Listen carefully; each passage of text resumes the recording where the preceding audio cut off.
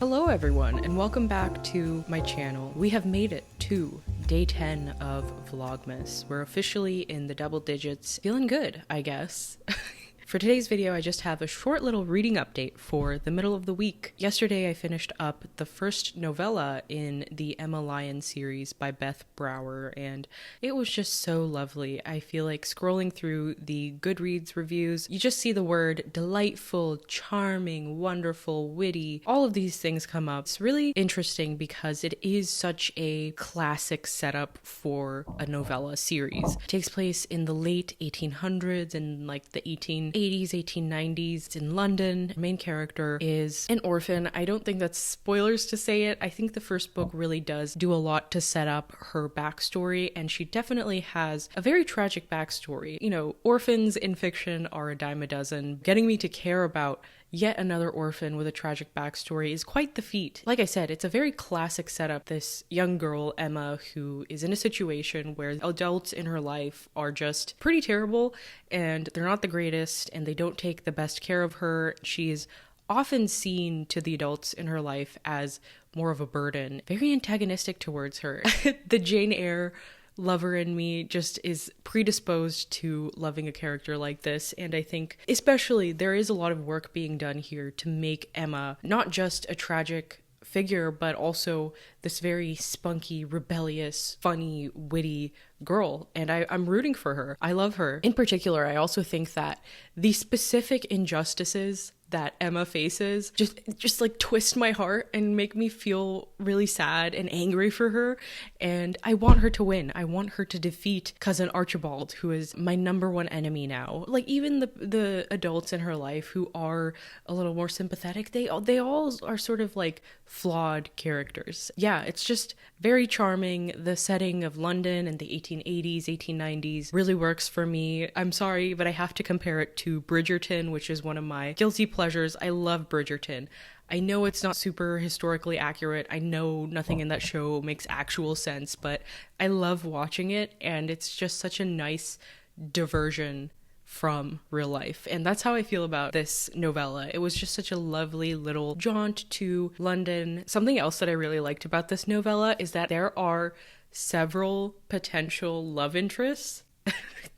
I think they are love interests, at least, and I really hate when I read a book and I know that one character is being introduced as a love interest and I'm like, okay, this is obviously the guy she's going to end up with. The marriage plot is sort of essential to making books like this work. That's being set up, being done in a really interesting way where I'm not sure who she's going to end up with, or if she's going to end up with anyone at all. Emma lives in this house called the Lapis Lazuli house, and it's called that because of the bright blue door. The neighborhood that she lives in, St. Crispian's, is just described so lovingly, and it's so charming, and I want to live there. I want to live in St. Crispian's and go for walks. There's a ghost in the neighborhood that people see around, and it's just like, oh, that's the Roman. We saw the Roman at the gardens the other day, or we saw the Roman at so-and-so's house, and I really love that. It's so nice, enchanting in a very British London way. So that novella was really nice because it was super short and it provided a nice little respite from 2666, which I don't mean to say that to imply that I'm not loving this book.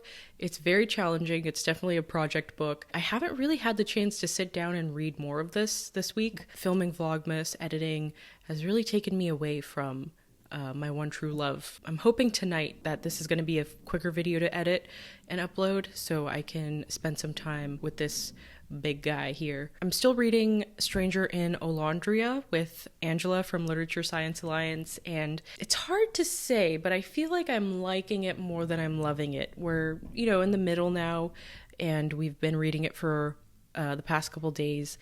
I go back and forth. I feel like there are parts that are really, really great where the writing style just works wonderfully, and I'm super on board, and then it'll sort of develop and the plot will advance and I'll be like, I don't know if I care about this stuff that's happening. But I think it might be the kind of book where I finish it and I marinate in it and I'm like, oh, you know what?